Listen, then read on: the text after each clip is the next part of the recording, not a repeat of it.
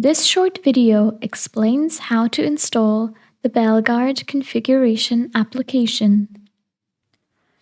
Warning: this tutorial does not replace the user manual. Please make sure to read through the user manual before using the configuration tool. Using this configuration tool affects the safety of the machine. Only authorized and instructed operators are allowed to use this tool. The configuration tool is a Windows application and includes an installation wizard. The customer will have received a download link to access the installation file.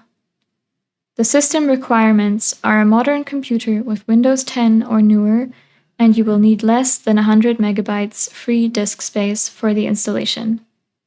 The screen should have a full HD resolution, and the tool is optimized for use with a mouse and a keyboard. Download the installation file from the download website, unzip it and execute the setup.exe application.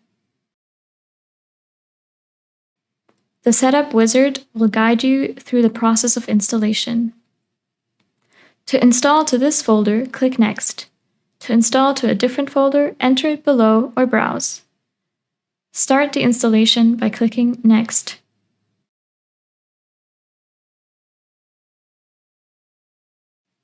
Open the configurator application.